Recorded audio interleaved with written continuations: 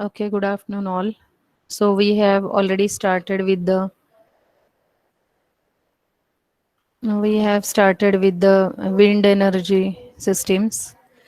So in the last lecture, we have studied till cut-in speed and cut-out speed. Okay. So till last lecture, we have studied the cut-in and cut-out speed, wherein we have seen that before the cut-in speed, the turbine does not rotate and generate any power, whereas beyond cutout, we don't attain that speed of a wind because there are more chances of breakage of a wind turbine blades, and therefore purposely we stop the rotation of the blades with the help of stalling control.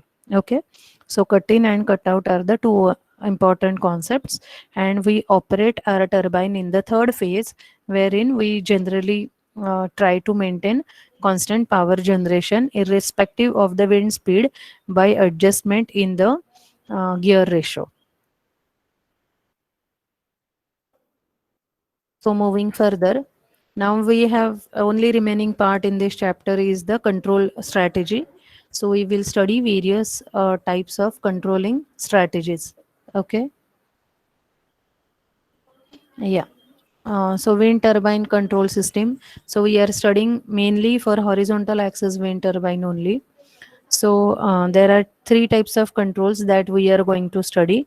First is the pitch control. Second is stalling control, and third is a yaw control. So pitch control means we are adjusting the angle of a blade so that at minimum speed also it will generate some power. It will rotate. Turbine blades will rotate, generate some mechanical power which will be converted into electricity. Is the pitch angle. In brief, I am telling you, we'll go in detail with the block diagram and all. Secondly, stalling control. Whenever we go for a gust or a what a very high wind speed, वादळ वगैरे असतं त्यावेळी there are more chances of breakage of wind turbine blades. Therefore, to safely maintain the wind speed, so wind speed is not in our hands, so we have to control the speed of a turbine. So for that purpose, we are using the stalling control, means we are providing the braking arrangement to the turbine blades so that at a high wind speed we apply the brakes and turbine is purposefully stopped from rotating, and we are not generating any electrical power during that period. And the third type of control is a yaw control, where the total rotor assembly is free to move in the direction of the wind. That is called as a yaw control. Okay, so all these controlling assemblies we are doing to get the maximum efficiency and extract maximum power from the wind. Okay, now we'll go one by one. So horizontal axis wind turbine has to oriented to face the wind, right? It should face the wind so that it can extract the power and will get the power generation. In low and moderate wind speed, the aim is to capture the maximum possible power, obviously. Whereas during high winds, the main aim is to protect the generator and the power electronic equipment from overloading. So, though we consider that the blades of the system are very strong and our rotor is not getting hampered even though in the high wind speed, but there the problem is we have designed the system for a particular wind speed. Therefore, all electronic assembly that we are going to use, electronic equipments and our generator also, if we operate it at a higher capacity when it is not designed for, then there are um, chances of collapsing the whole system, electronic system and the electrical generation system.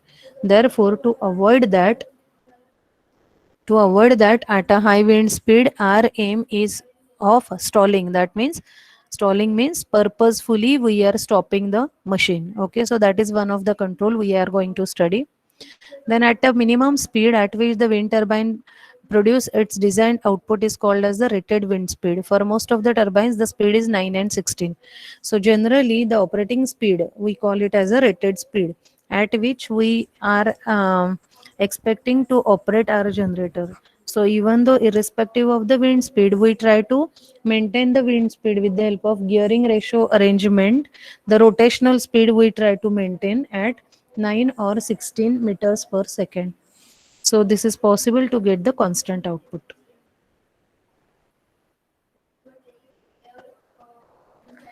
So let us go to the pitch angle control. So pitch angle, we are adjusting the blade angle so that it will rotate with a higher speed and we can extract maximum power from the wind. Okay.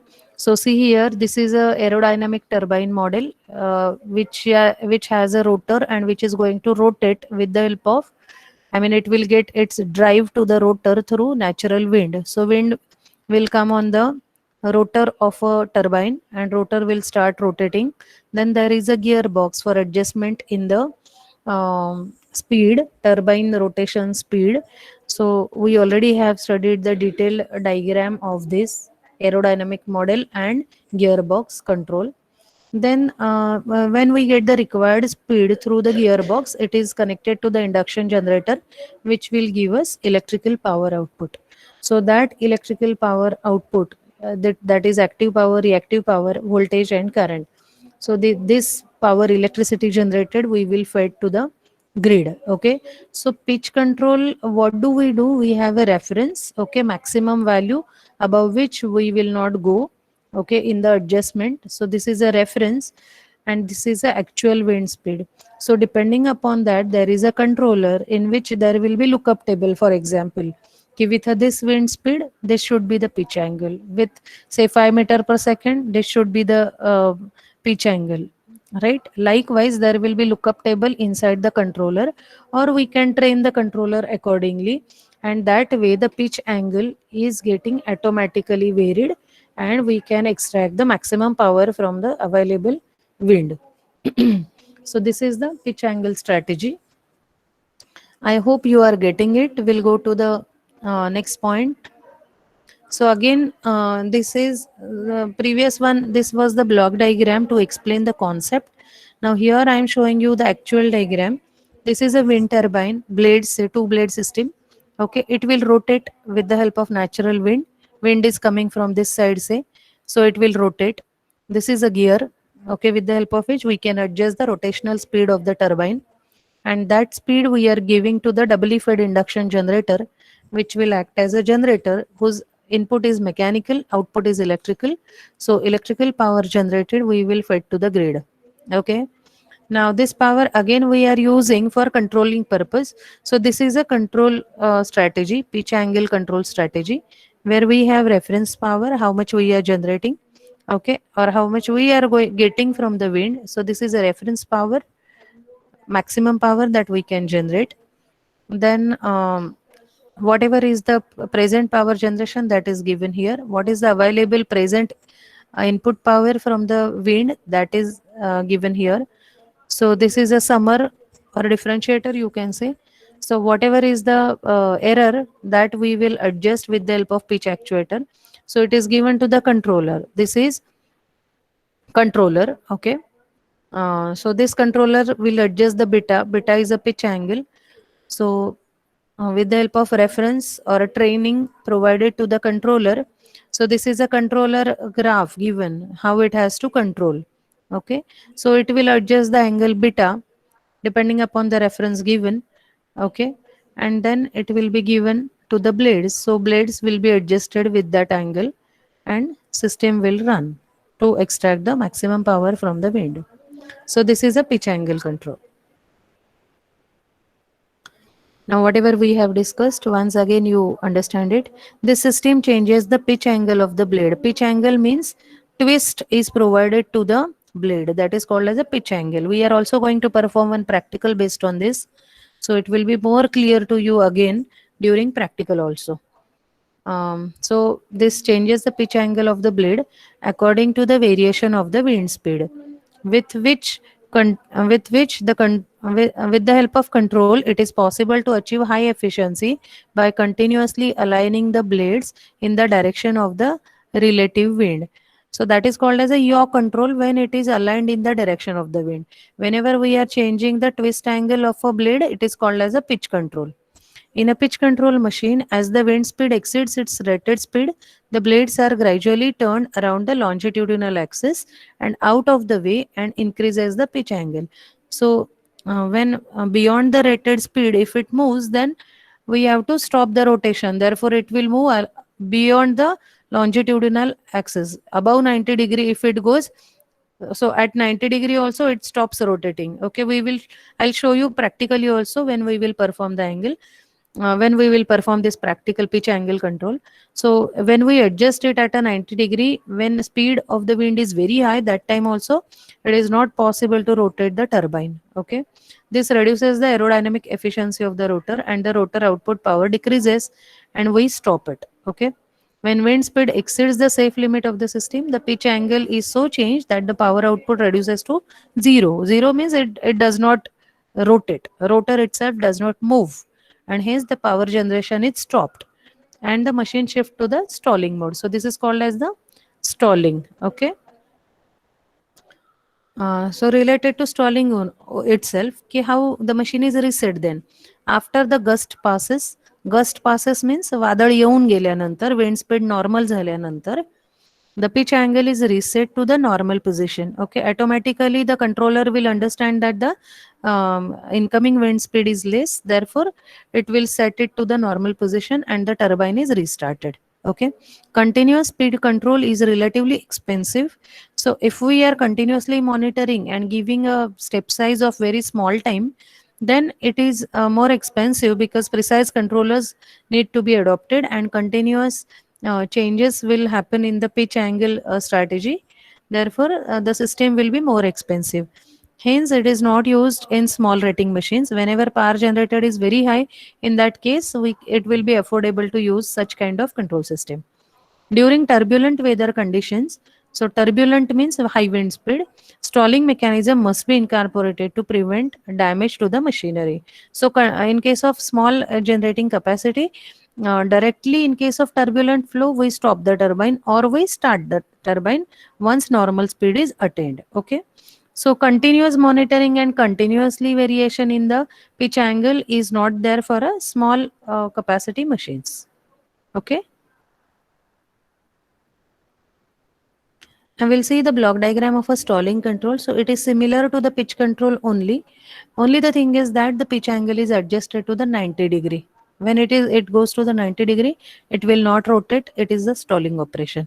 So again, there is a wind, aerodynamic turbine model, gearbox, induction generator, power is fed to the grid, reference speed beyond which we should not go, natural wind speed, whatever is available. So when it matches, then it will adjust to the 90-degree pitch angle so that the turbine will stop moving, power generation will stop. And the machine has been stopped, saying that stalling has happened. When wind speed, after passing of a gust, when wind speed becomes normal, that time again controller will understand that the wind speed is normal, therefore it will reset it, it will make the angle equal to whatever angle we keep it normally, say 30 to 40 degree, wherein we get the maximum speed. So that angle is adjusted with the help of a controller and system will resume to its normal operation. Okay, so this is all about the stalling control. So stalling control mechanism is trained. Huh? It is not trained. It is trained. I done it voice typing. Therefore, it is by mistake. It is trained using hydraulic stall control. It has rotor blades bolted onto the hub of a fixed angle. So no moving part. Blade angle is of aerofoil, which does not respond to the high speed. Okay. So either you can have a change in the blade angle, or we can design the blade itself in such a condition that there will be a twist angle of 30-40 degree, which gives the maximum efficiency.